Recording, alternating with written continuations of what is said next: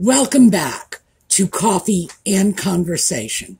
As you can see, I have my bad boy with me, and he's only been in the house for a few minutes. He was outside sunning himself on the patio, and he started screaming for me to go out and get him. So I opened the door and I said, well, come on in. And he stood on the patio and screamed until I went out, picked him up, and brought him in the house. See, I tattled on you. You know what you did. He is getting very, very spoiled. So, I have been cleaning, which explains this kind of, sort of. But it definitely explains the sweatshirt. So, can I set you down? Well, why don't you turn around and let everybody see your pretty face? No, you don't want, well, do you want to go? Yes. This is one of my out walking around in the community sweatshirts. And, you know, this is just for the benefit of those of you who do not believe that my walking around the community at 5 a.m. wardrobe looks like I got it from a clown closet. This is actually pretty dull compared to most of the stuff I wear out there. But obviously it's one of the things that I'll wear when I'm like cleaning, organizing, whatever. The bandana. Yellow for Catherine, for Lex's mom, for everybody battling cancer. We are throwing out good wishes for all of you. But I decided to do this, even though I didn't really need to. I could have done anything else with the scarf. But when I grabbed the scarf and looked around at what I was doing, I couldn't help but remember what my mother did with scarves when she was cleaning, and this is what she did. And her mother before her did the same thing. So my mother was doing it in World War II. And my grandmother was doing it in World War I. And I'm pretty sure my grandmother's grandmother was doing it in like the War of 1812. So yeah, this is definitely a thing, at least in my family. And I don't need to do it because the primary purposes were to keep your hair clean, you know, so you didn't get dust in it, to preserve the set. I don't set my hair. And to keep it out of your eyes so it doesn't interfere with your work. None of those are considerations for me. I live in the 21st century. We can shower 3 times a day if we want to, and no one calls us eccentric for it.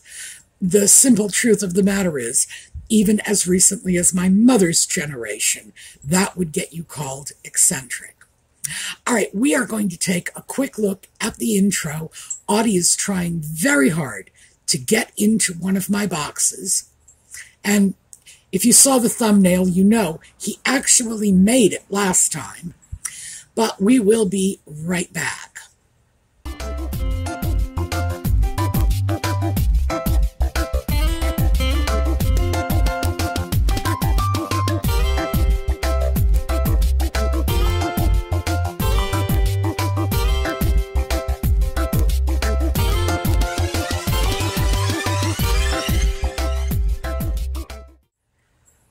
So I'm actually going to spend very little time in this video sitting here in front of the camera. Most of this video was taken with my cell phone in hand, and I have to apologize in advance. When I was editing that section of the video, I saw how jumpy it was. My apologies. I was working with one hand, filming with the other. Not smart.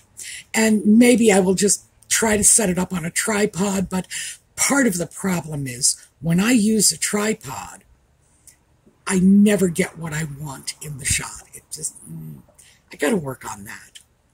So what brought all this on? Well, you'll all remember Nostalgia Self had a pair of clogs that she bought and decided she was going to keep, and I let her. So I realized at that point it's hitting about time when I start going through the shoes in my donation box, make sure they're all fit to be sent out and donated. We're into September. The weather's going to get cold. The people for whom I am donating these shoes are going to start having a need for shoes like this very soon, if not already. So I needed to get my button gear. And one thing led to another. It always does with me. It's just, it's how my mind works. It's like dominoes. Hit one and the rest all fall down. So while I was organizing the shoe donations, I just started tearing everything in my bedroom apart. The dresser drawers, the closets. I started going through boxes. And because why just give half a box full of shoes away when I can, and as it turns out I did, fill 2 large boxes with clothes as well as shoes. So I will get into the clothing donations tomorrow. I think that's more appropriate when we can talk about that in a little more detail. And the shoe donations, I brought you along with me while I went through them and explained where they were going and why. And in retrospect, one of the things I did not explain as well as I might have is why the 3 pair of ballet flats, my event shoes, are going. And the truth is I don't wear them. I do not go on events. And if I decide to go on an event, I'll wear whatever I damn well please. The great joy of being elderly. But no one really has an expectation of me at this stage in my life that I am going to get all dressed up in, shoes that look like I chased a hooker down for them. In my younger days, that was the expectation. And unfortunately, they were basing it on my track record, so I have nowhere to go on that. But they're just not a useful part of my wardrobe anymore. And if I do have an event to go to, I can go on Amazon, get myself a cheap pair of $12 flats, wear them to the event, and drop them in a donation box the next morning. And I have no problem with that. Good quality, fancy dress shoes are not worth the investment to me. Now, cost per wear means that pair of cheap Amazon shoes, I will be paying $12 per wear because I will have them for one day and get rid of them. On the other hand, if I went out and got a nice pair of fancy dress shoes with a prissy little designer label on them, you gotta know, for the 2 or 3 times a year at most that I would be wearing them out, the fact is they would cost me a lot more than $12 per wear. That's all there is to it.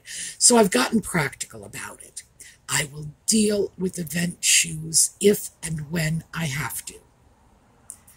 Meantime, somebody is going to get some benefit out of it. But that was something I don't think I had explained very well, although in the last couple of weeks I have been talking about the fact that I drastically overestimated the impact of events in my life. I gave it 1%. And I remember when I did that at the time as well, I need to put a percent in there, and I would like it to at least be a whole percent. So I'll throw in 1%. No, 1% suggests that I am going to an event 3 or 4 times a year, and the truth is, I am not.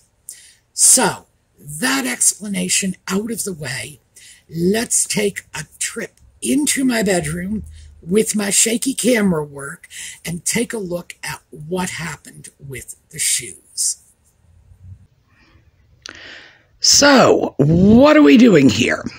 Well, first of all, we are in the bedroom. This is my bed. And I have a bunch of shoes that I am prepping for donation. And I thought we would talk about it, talk about why they are being donated, because some of them are brand new. I've never even worn them. And where I made the mistakes in purchasing these shoes.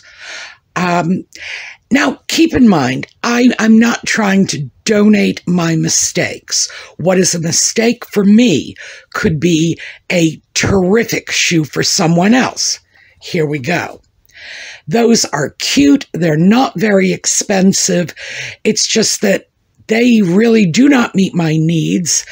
And my last major shoe purge, which was a year and a half ago, I got rid of all these, little cutesy, gee, I love them. Look at the sparklies on this one. Got rid of all of them. None of them were very expensive. They were what I would call event shoes. Shoes you would wear, to a wedding or, well, I was going to say a funeral, but yeah, even the black ones are not funeral appropriate, but they're party shoes. They, as I say, not expensive. They were purchased with the intention of kind of one and done, that would be to wear to a wedding and probably never see the light of day again. And like I say, not expensive. I got rid of most of them, but I realized after the fact, these two. A couple pair had survived the purge. So they're going to have to go because the whole point of getting rid of all of these shoes that I was just never wearing was to pass them along to somebody else who might get some use out of them. However, there's more than just, let's see, what we're getting rid of. There's the reason why, the why behind it as well. And it's not just, I'm not getting enough use out of them. I can justify going out and spending $15 or $20 for a pair of shoes that will look nice in wedding photos. Now, that's all they're going to do. They're going to look nice in photos from a distance that are not going to be especially comfortable, especially useful, etc. Because I'm doing it, for a single purpose event.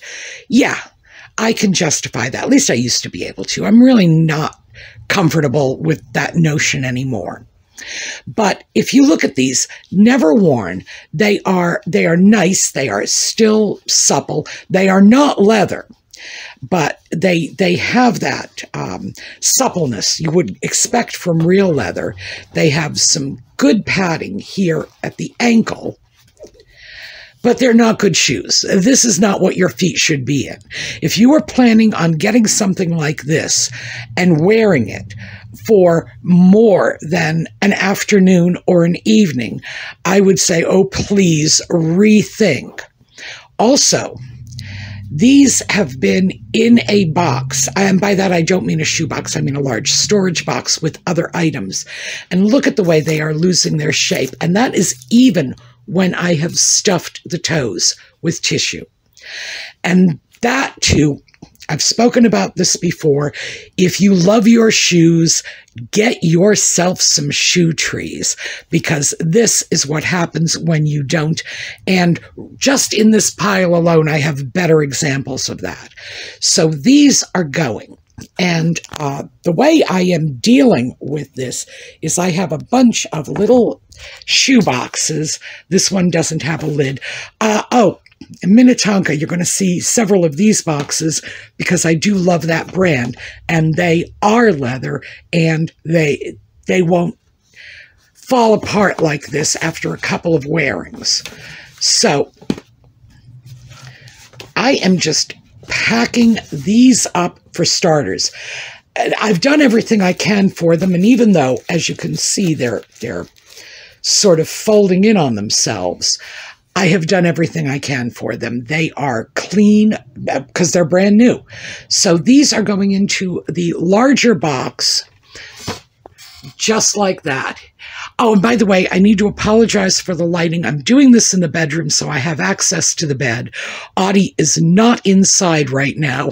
I couldn't do this if he was. He would be helping. But the morning sun is coming in through the window, and that is making some serious problems with the lighting. This pair is a suede. It's not a leather suede, but they are, geez, I really love these. These are so cute. No, they are not staying. I don't care how cute they are. Oh, and you know what? I think, here, I got another box. I think I'm going to pack some of these little flats into the larger box. Because I can pack at least 2, maybe 3 pair in there. This is another pair of just cute little buggers. They've got that nice thick padding on the ankle. Again, not expensive, just woven with that Chanel two-tone look. And these, in fact, these not only have tissue in the toes, they have bars to retain the shape. I'm sure I have a lot of these little bars somewhere. I'm going to have to see about digging them out, because that might help some of these do a better job holding their shape. But yes, that is what happens to shoes that are packed away with no shoe trees. So let me get these out and see, can we do this? Yes, we can. All right.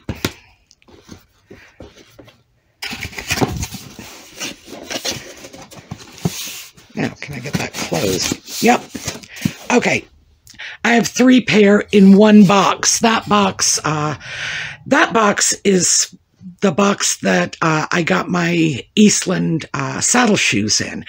And better brand, real leather. You take a look at the box, you know. So yes, great, we're doing well. Now, next up, we're going to take a look at these. And I have 3 pair. These are all the same style. If you look at them, they are exactly the same shoe, just in different colors. From the start, I had a problem with these 2. These are black, these are navy. I probably don't need to tell you that, but I have trouble differentiating between these colors. And quite frankly, I was in absolute fear that one day I would make a mistake, leave the house with a black shoe and a blue shoe, and not realize it until somebody pointed it out to me, and probably none too kindly. That's just a peculiarity of my vision, the difficulty in differentiating between black and dark shades of navy. Interestingly enough, if I take a formal color blindness test, I will ace it. I will get every single question correct. I might not know what I'm looking at, but I sure as heck know what color it is. But that is only in the clinical conditions of testing. And frankly, I think part of the reason that I can do that is because, I don't see very well. I rely on color to differentiate between items. Here, box, green, sheet, white. I can work that out. And the more reliant you become on tricks like that, the better you get at it. So anyway, yes, this was a problem going in. Now, here's the thing with these shoes, and I hope you can see this clearly. These shoes, all 3 pair, were in my active shoe wardrobe. These for a year, and these for 1.5 years, because the lighter ones got less wear than the darker ones. And they really look very much the worse for the wear. They are scuffed. Turns out this was not real leather. This is bonded leather, which I found out when I realized how quickly and easily they were scuffing. Problem is, these, what are they? Easy Spirit. Easy Spirit was a brand I always liked. They are really comfortable. That's just the bottom line on these. Really, really comfortable. And that's why all 3 pair got at least a year's worth of wear. And that's on rotation, of course. It's not like I wore the same shoes every day. But they did not hold up well. They are just scruffy looking. And the reason that these are going is because of the scuffs. Let's see if you can see. Can you see the scuffs right across the toes? It just eventually hit the point where this shoe in particular, I just didn't want to be seen in public with it any longer, you know. And there's a big part of me that wants to say, oh, that's just vanity, but it really isn't. I mean, caring about how you present yourself when you walk out your door in the morning is a lot more about respecting yourself and respecting the people you're going to be meeting on the street. So, yeah, no, this was just not working for me. Oh, and very quickly, because I've actually seen people doing a lot about this online. Social media, YouTube. Well, YouTube is the one I watch. See the way these shoes are laced? That is a lacing style I like. These are a little different. I just did that just for a little flair because, again, I did not wear these shoes as often as I was wearing the others. One of the things you should be aware of when you're lacing your shoes, here, let me orient them like this so you can see. You have a row of eyelets going up each side.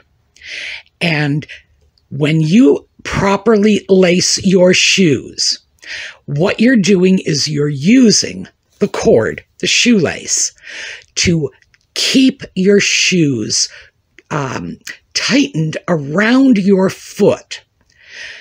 And you can adjust each individual eyelet tension as you please.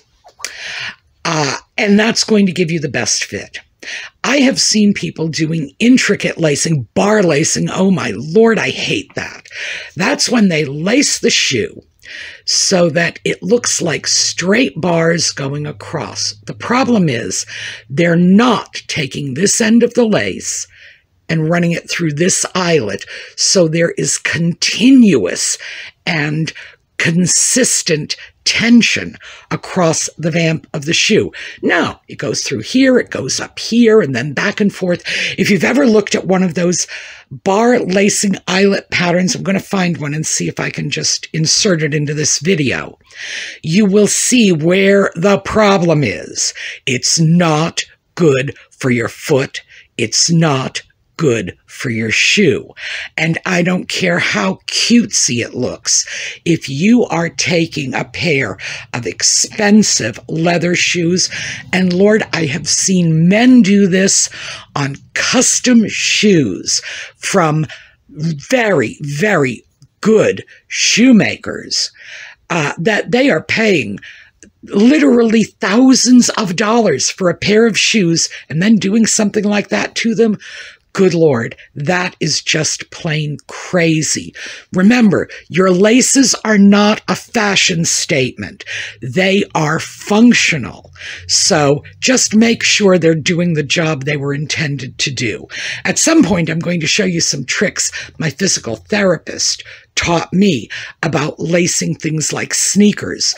Because again, if your physical therapist says choose a different lacing pattern, then for heaven's sake, do it. Because again, they will be advising you on functionality and not the cuteness of the style.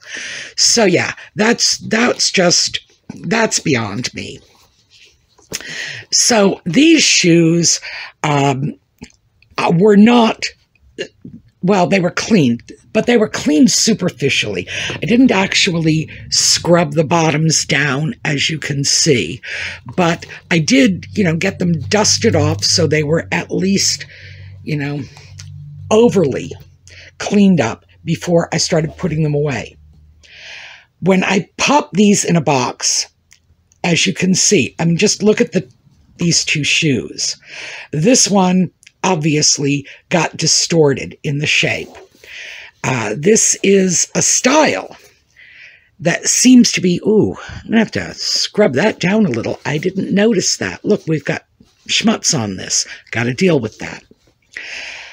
That's how badly a shoe can get distorted just being thrown in a box for a few months. And nothing else was put in it. This is just a box that was holding the shoes. And look at that level of distortion. That's what it should be looking like. This is what it does look like. Again, that's why you want shoe trees in your shoes. So those have to be at least dusted off a bit better. These also, same thing, super, super comfortable. Got a full year's worth of use out of them. However, again, bonded leather, so we've got scuffing here. Yeah, scuffing on the toes. Here, this is pretty good. You can see that over time, they've stretched out quite a bit. Doesn't alter the fact that they are very comfortable. Again, I know how to use the lacings to tighten them up when I need to, but these were not the quality shoes I thought they were when I purchased them. So they are going to go too. Now, here's the thing. There's plenty of life left in these shoes. And I am in Pennsylvania and we have cold winters. These are leather shoes. Yes, bonded leather, but they are comfortable. They are good walking shoes. The next owner, and these are going to be donated to a homeless shelter. The next owner is going to be able to get plenty of use out of these. I am not turning these over to a charity that is going to resell. I thought about that, and the answer to that is no. No, I want this to go to people who simply cannot afford shoes, period. I'm giving them away. I want the charity to then give them away. So that's where they will go. And again, those, yeah, I should probably clean those off a little better too. These, no, I don't need to because I took these straight out of the shoe boxes on my little shoe rack. So these were cleaned up the last time I wore them, reboxed, put on my shoe rack, and then finally I just said, no, we're done. Again, these did not get as much use as the other two, even though they stayed with me for 18 months. Those went into the donation box after a year. But these were worn less often, just because they're lighter color. But still, they started getting scuffed. They started looking a little too ratty for comfort. So they are going to go. Now, these shoes will go into these mini Tonka boxes. I've got like 3 of those. And then they are going to be donated. So let me show you the final pair. Ugh. These were a huge mistake. The truth is, I should have returned them, but I decided against it, and I do that frequently when I get a really good price on something. I'd rather just donate it and consider the money I paid for the shoes to be a charitable contribution, rather than just say, here, you can have the shoes back and I can take the money back, because, you know, my bargain hunting mother would not approve. These are awful. Let's see what this is. This is another Easy Spirit, is this? Yes. Okay. You know, not too long ago, I said I really liked Easy Spirit as a brand. Well, you know what? I think I'm revisiting that opinion, because these are Easy Spirit too. These are suede, olive suede chukkas. And they looked cute when I saw them in the catalog. I really, really wanted a pair of olive suede. Olive is one of the strong neutral colors in my wardrobe. By the way, that Eastland box, the saddle shoes that came in that are olive and brown. I don't need more olive shoes. Done. But I got these because of the color, and they just looked cute in the catalog. I put these on my feet, and my goodness, I looked like I had clown feet. It was just ridiculous. Now, I have large feet to begin with. You can okay. I was going to say, I'll show you my hands against the shoes, but that doesn't help because I have big hands as well as big feet. These, again, the lesson to not putting shoes away without shoe trees. This is just... Lord, they were a mistake. They looked terrible. They were not comfortable. I wasn't even impressed with the olive color, which is actually a little more gray than I would have liked. Those shoes I wore out, I think, twice. Oh, yeah, you can see I wore them. There's a little bit of schmutz on the bottom of this. So yes, they have been out into the real world, and I hated them. So they are going to get donated to, they are a little lightweight to be considered winter boots, but they are nevertheless boots, chukka boots, just, ankle boots. And they will be valuable to someone this winter because, as I say, it's cold here. So these are the ones I am getting rid of. And very quickly, before we close this off, I'm just going to splice in the Eastland shoes, mostly because we've been looking at those boxes. This is the box that the Eastland shoes live in. And yes, this is how my shoes are arranged. Olive brogues, oh yes. The fact is that I am kind of obsessive about this. So let me get this out of here. Silica gel so that they won't get too moist. And here you go. And I'm really sorry you can't smell this because this cedar shoe tree really, oh gosh, it gives off a great fragrance. So these are the Eastland shoes, and these are the ones that came in that box. And this is how I store my shoes. Also, as you can see, mostly because these are fancier, so I did that little cross lace. But still, it's tension from one eyelet to the next, one eyelet to the next. It's none of that weird bar lacing stuff. And leather and suede. So, oh, and by the way, the reason I labeled these brogues, not just because I wanted to keep it into a short label, is this work here. These little perforations. That's what makes a pair of shoes brogues. Now, the way they are laced, this section, this leather section being all one piece, that's what makes them Oxfords. And this two-tone is what makes them saddle. So I could have called these olive Oxfords, olive saddle, or olive brogues, and I would have been correct on all three. But, oh, another thing. I do this with a lot of my shoes that are going to take a good deal of stress out in the community. Little heel taps like this are cheap, and it's worth it because they will keep your heels from wearing down. All right, let's get our little silica back in. But that was just so that you could see the shoes after I'd spoken so much about the lovely box. But they are better shoes, as I'm sure you noticed. Well, you can tell from the box, frankly. Ordinarily, they do not put junk shoes in nice boxes like that. These are not being donated. So that's where we're at on these donations.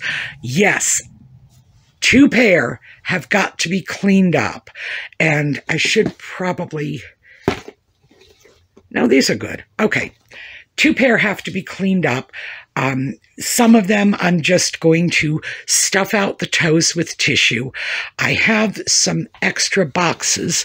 Not enough, but we'll see what we can come up with. Oh, and note, the boxes are mostly Minnetonkas because that is a brand I like. So that is a brand I buy, hence the extra boxes. All right. So that's it for this little donation video. So I want to pick up a topic that I raised. It was a complete digression while I was packing shoes. But I thought some of you might actually be interested in this. And it never hurts to be reasonably well informed about what's going on around you regardless. When I referred to my saddle shoes as brogues. And on reflection, I really should change that label. I should put them in as saddle shoes because that is really what they are, even though I can call them Oxfords, I can call them brogues. I wouldn't be wrong. I wouldn't be lying to you, but they really are saddle shoes. So I should do that. But then I realized I had mentioned brogues and Oxfords and showed you what the difference was. Let me show you another difference between these lace-up shoes, because basically with lace-up shoes, and I'm talking dress shoes at this point, you have 3 broad categories. So let me show you the third, because I didn't show you this one. And the third category is a derby. And that's spelled Derby, as in Kentucky Derby, but pronounced Derby as in the fast food restaurant. And the reason for that is we got the term from the British, and that's how they pronounce it. And well, if you look at the way the lacings of the shoes and that vamp piece that comes together and holds the lacings, if you compare it to the Oxford saddle brogues, etc., just below them, you can see the difference. The leather that holds the lacings on the Oxfords, and that's the pair of saddle shoes, the olive and brown ones, it's all one piece of leather.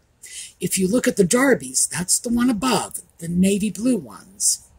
What you can see is it's 2 pieces of leather, 1 piece of leather on either side, and they are drawn together by the shoelacings. The reason I thought this might be worthwhile, just for a mention, is because some of you have said in the comments, I have very wide feet, it's hard for me to buy shoes. Conversely, I have very narrow feet, it's hard for me to buy shoes.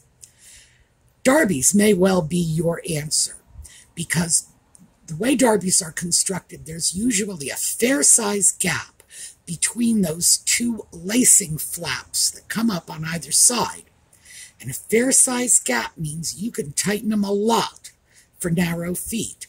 Also, because there's a gap, you can loosen them a lot to compensate for wider feet. And that might be your solution. By the way, that was the whole point of the Derby style, to allow the shoe to conform to different widths of foot when they transitioned from making custom shoes, which is pretty much what all shoes were until probably I would say the late 19th century. You started seeing a lot of mass-produced shoes, and then continued through the 20th century.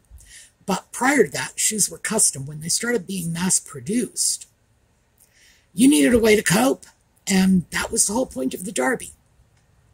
So I thought I would just throw that out so you were clear about the 3 types of shoes, because the difference with the Derby is the way those 2 side flaps come up. It's not just 1 piece. The difference between the Oxford and the Brogue is that lovely little row, I'll show you again, that lovely little row of perforation around the vamp of the shoe or other places. Sometimes they will be wonderfully intricate designs, particularly in men's shoes. And believe it or not, it's much more common to see very intricately brogued shoes in the men's department than in the women's department. Anyway, just thought I would throw that out to pick up a loose thread.